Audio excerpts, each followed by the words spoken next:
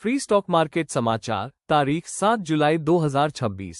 सोमवार के सेशन का अपडेट। सोमवार को निफ्टी ने लगातार चौथे सेशन में बढ़त जारी रखी और लगभग 0.4% ऊपर चढ़कर 24,400 के स्तर के ऊपर बंद हुआ।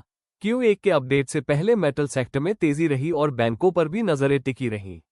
विदेशी निवेशकों की महीने की अब तक की स्थिति मामूली रूप से पॉजिटिव, लगभग जोड़ 700 करोड़ रुपये रही है, जबकि घरेलू निवेशकों ने लगभग 4,900 करोड़ रुपये की खरीदारी की है। यह महीनों तक एफपीआई की भारी बिकवाली के बाद आया एक बदलाव है।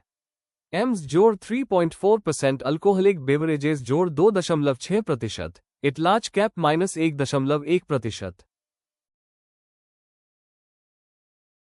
FIIs की कैश बिड एक इम्तिहान है। विदेशी निवेशक कई महीनों तक बिकवाली करने के बाद पिछले हफ्ते के आखिर में नेट बाय बन गए, लेकिन उन्होंने इंडेक्स फ्यूचर्स शॉर्ट्स के जरिए हेजिंग भी की, जबकि घरेलू संस्थागत निवेशक डीस सेलर बन गए। देखना होगा कि क्या कैश बिड बनी रहती है और बिना हेजिंग के एक मजबूत ग्लोबल ओपनिंग में बदलती है, या फिर हेज पोजीशन और डीस की बिकवाली इस तेजी को रोक देती है।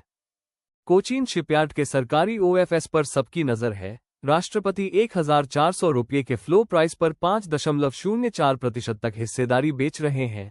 ये लगभग 1,857 करोड़ रुपये या फ्लोट का टिल्ड 4.6% है।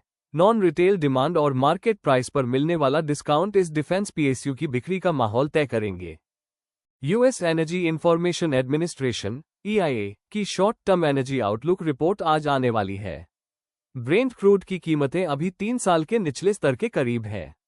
ऐसे में एजेंसी होर्मुज जलडमरू मध्य स्ट्रेट ऑफ होर्मुज में हालात सामान्य होने की समय सीमा में कोई बदलाव करती है या नहीं, इससे क्रूड की कीमतों में अगली चाल और भारत के इंपोर्ट बिल में मिलने वाली राहत की मात्रा तय होगी। रुपये का 95.80 का स्तर, तेल की कीमतें गिरने और डॉलर के कमजोर होने के बावजूद रुपया मजबूत नहीं हो पा रहा है। 95.80 के स्तर को पार करने पर जोखिम बढ़ने रिस्क ऑफ से RBI द्वारा डॉलर की बिक्री की संभावना फिर से बन सकती है और शेयर बाजार में विदेशी निवेशकों की वापसी रुकी रह सकती है। देखने के लिए धन्यवाद और ऐसे ही रोजाना के वीडियो के लिए सब्सक्राइब करें।